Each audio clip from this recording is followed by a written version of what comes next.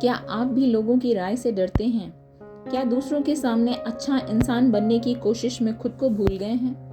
क्या आप मानते हैं कि आपका अतीत ही आपका भविष्य तय करता है? अगर इन सवालों का जवाब हाँ है, तो courage to be disliked written by Ichiro Kishimi and Fumitake Koga आपके लिए ही है। यह किताब अल्फ्रेड एडलर के मनोविज्ञान पर आधारित है और बताती है कि कैसे आप खुद को बदलकर अपनी जिंदगी बदल सकते हैं, बिना अतीत के बोझ के, बिना दूसरों की परवाह किए।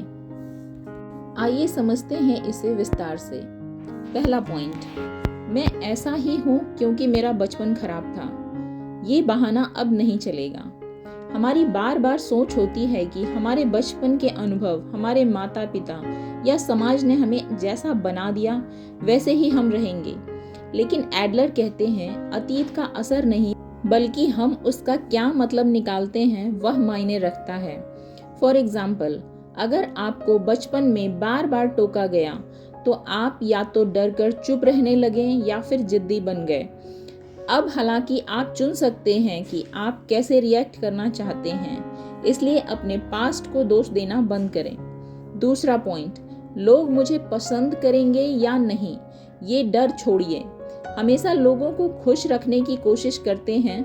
एडलर कहते हैं जब तक आप दूसरों को खुश करने की कोशिश करेंगे आप दुखी रहेंगे। फॉर एग्जाम्पल, मुझे सबकी पसंद नापसंद की चिंता नहीं करनी, ये सोच अपनाइए। मैं वही करूंगा जो सही लगे, ना कि वो जो दूसरों को अच्छा लगे। तीसरा पॉइंट, मेरी जिंदगी में सब गलत है, ये सोचना बंद करिए। आपकी जिंदगी नहीं, आपकी सोच गलत है। एडलर कहते हैं हमारी जिंदगी हमारी अपनी चुनी हुई है। अगर आपको लगता है कि आपकी जिंदगी खराब है तो ये आपका बहाना है, क्योंकि आप बदलने से डरते हैं। तो इस स्थिति में अब आपको करना क्या है? सोचिए और मानिए, मैं जैसा हूँ वैसा ही ठीक हूँ। मैं जो चाहता हूँ वो करने का साहस रखता हूँ, ये ठान लीजिए। चौथा पॉइंट, दूसरे मेरे बारे में क्या सोचेंगे, ये सोचना बंद करिए। एडलर कहते हैं दूसरों की राय आपके कंट्रोल में नहीं है, इसलिए उसकी चिंता करना ही बेकार है।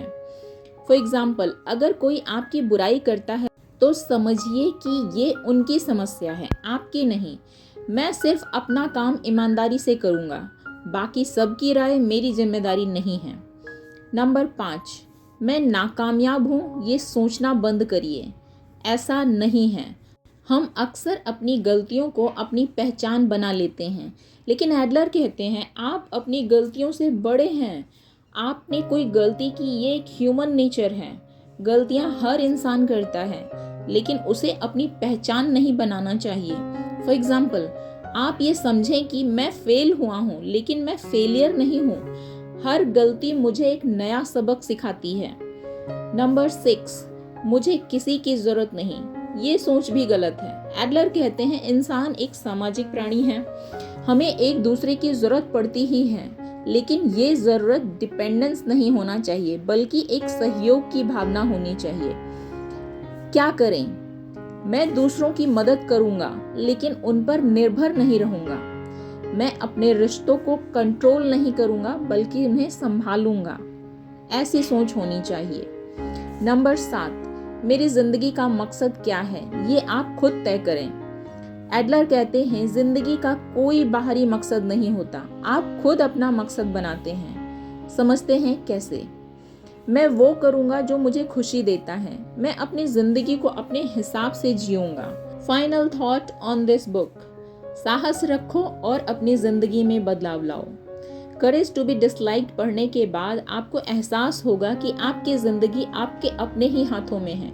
अगर आप चाहें तो अपनी सोच बदलकर अपनी किस्मत बदल सकते हैं। तो आप तैयार हैं? आप में इतना साहस है कि लोग आपको नापसंद करें और फिर भी आप खुश रहें? अगर हाँ, तो ये किताब आपके लिए ही है। पढ़िए, समझिए और अपनी जिंदगी बदलिए। अगर आपको ये वीडियो पसंद आया हो तो लाइक ज़रूर करें, अपने दोस्तों के साथ शेयर करें और ऐसे ही लाइफ चेंजिंग किताबों की समरी सुनने के लिए चैनल को सब्सक्राइब करना ना भूलें। Thank you.